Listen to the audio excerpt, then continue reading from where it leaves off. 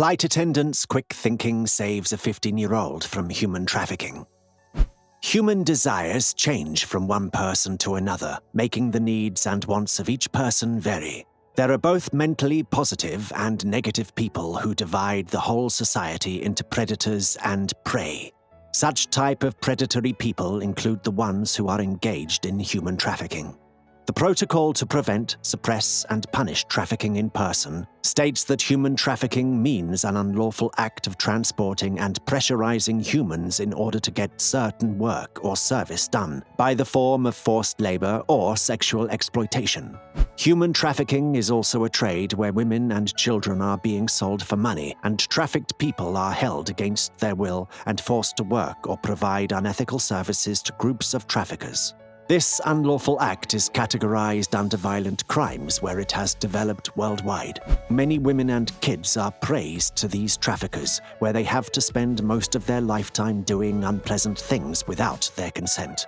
Today we're going to deliver 2 stories where human trafficking was conducted and had been revealed. So before going, make sure you have subscribed to our channel and hit the bell icon to be notified with our latest updates. Our first story is about a teenage girl being rescued from a human trafficker by a flight attendant during an airplane journey. Sheila Frederick, a flight attendant on Alaskan Airlines with an excellent 10-year service, had to experience something horrible while on a 2-hour flight from Seattle to San Francisco. That day was the same as any other day for the airplane crew, but none of them knew something serious was yet to come. Sheila Frederick's job was to welcome the passengers and to attend to their personal needs during the flight. So while she was walking down the aisle to see if anything was needed by any passenger, she spotted something unusual. It was a girl about 15 years old with greasy blonde hair and bruises and cut marks all around her face and limbs. Frederick had said to the reporters after the incident took place that the girl looked like she had been through pure hell. She was sitting next to a well-dressed man who looked like a businessman at first sight. A well-trained and experienced flight attendant, Frederick noticed that this girl was feeling uneasy due to some reason and thought of helping her. She managed to talk to the well-suited passenger sitting next to the unusual girl, and when she talked with the girl, surprisingly the man answered, not letting the girl talk. And every time they spoke, the girl would not make eye contact with Frederick and was acting incredibly scared. That behavior of the girl made Sheila more eager to know what was going on, so she made a plan to help the kid. She managed to quickly whisper to the child, "Go to the washroom," and the girl asked the man sitting next to her if she could go to the washroom. The man could not stop the girl from going, and he might have thought that the girl could not escape from the airplane. Sheila saw the girl standing up from her seat and walking down the aisle directly to the washroom. After closing the door of the washroom, the girl was searching for anything she could to help save her life. She immediately saw a piece of paper and a pen lying on a desk saying, "Do you need any help?" with a phone number written on it. She grabbed the pen and wrote, "Help me." After the girl came out, Frederick quickly went to the room and checked the paper and was astonished to see what was written on it. She immediately went to the pilot's room, passing the human trafficker and the girl, and notified the pilots with the shocking situation of the girl, and they managed to contact the San Francisco police.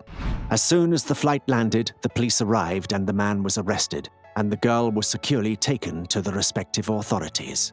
Sheila Frederick's quick actions became a popular topic worldwide, where she was loved and respected for her bravery. Both Sheila and the girl became friends as they already had their contact numbers.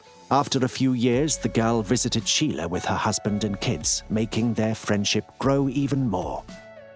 Today's second story is another heartbreaking one. Flor Turcio, a survivor of human trafficking, survived after enduring many unpleasant scenarios for more than 2 decades, including abuse, 2 kidnappings, and escaping almost getting killed. She has said that someone would think her life story is a movie, not a real one, because the complex situations she had to face were so unreal. Turcio was born in 1979 to a very poor family in a rural Central American mountain town. At the age of 9, she was abused both verbally and physically, making her childhood a miserable one. She then had left the hometown and had lived with some of her friends from time to time. She had said to reporters that she is a girl belonging to no one. When she was 17 years of age, Tercio met a man who began to talk to her very sweetly about love, and his words made her dream about an imaginary world filled with wonder and love. As it was the first time she'd heard such words about love, her heart became more and more opened for this man. Later, he'd taken her on a long trip for more than 30 hours, promising to marry her as soon as possible. She was introduced to many other men and women at this place and was forbidden to even speak with some of them by her fiancé. Later, they visited many bars where the man introduced her to many types of alcohol. The girl, without a vast knowledge about people and the society, fell into a deep, deep pit where she could not turn around. The man who spoke sweet words was a human trafficker, and Tercio had become an easy prey. One night, the man had put something in her drink where she felt dizzy and could not come to her senses. Later in the morning, she found herself lying between two of the man's brothers. She was falsely accused by the man who had said that it was okay for her to become a prostitute like other women. Feeling ashamed of herself, she barely lived her life without any happiness. The man bought her many clothes, jewelry, and makeup, not with a loving thought, but to give herself a makeover for her new life for being a sex slave. She learned that he also had 4 more women around him just like her. All of them were struggling to live a stress-free life, but all the plans they had made did not come true. Soon Tercio became pregnant, and soon as the child was born, the baby was taken away as an act of blackmail. Years passed, and she had 3 children whom she barely got to see. The women were blackmailed, saying the men would harm the kids, so they had to endure everything in order to protect their children. The ladies once had said to the reporters that even the police knew about the situation, but because of the bribery, no one took a step. Later in 2004, Tercio was sent to the US and had to live there by changing houses so the cops would never be able to find her. Once she was sent to a client as a birthday present, but the man was not that kind of a person who would play with women. He said to Tercio, "Are you a woman of leisure?" Where she replied, "Do you think it's easy not knowing if you will live or die or what day it is, to be taken by drunk men?" The man thought a lot about these words, after they talked for hours and hours. Tercio said this man never touched her, even whilst they were talking. Soon they became friends, and once in a while the man took tips about the place she was, and how all the women were struggling to live with their death sentences in their hands. In 2011, several traffickers were arrested, and many of the women were freed with their children.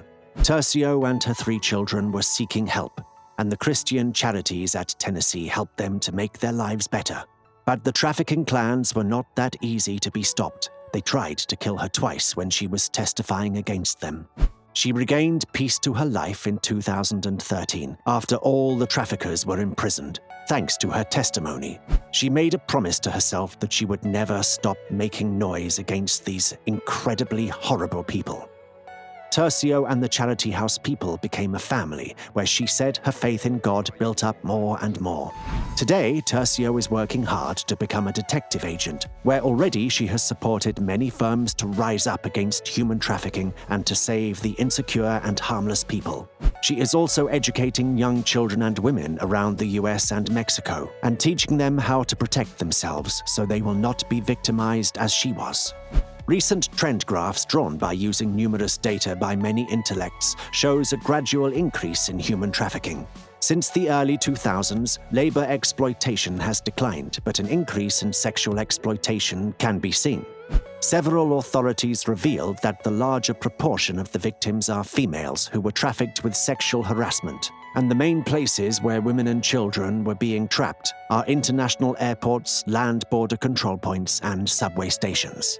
Trafficking must be stopped, and it is the duty of all of us to set a full stop to this vulnerable activity. Children and women must be pre-educated on the precautions about trafficking and steps which can be taken in case of such accidental meetings with traffickers. Survivors must be helped. Awareness-raising programs must be conducted, and everyone must be aware of one's surrounding and help each other in need. So that is all for today's video. Hope you gained some knowledge about human trafficking and how it should be minimized. Make sure you have subscribed to our channel and hit the bell icon to be notified with our latest updates. See you soon in the next video.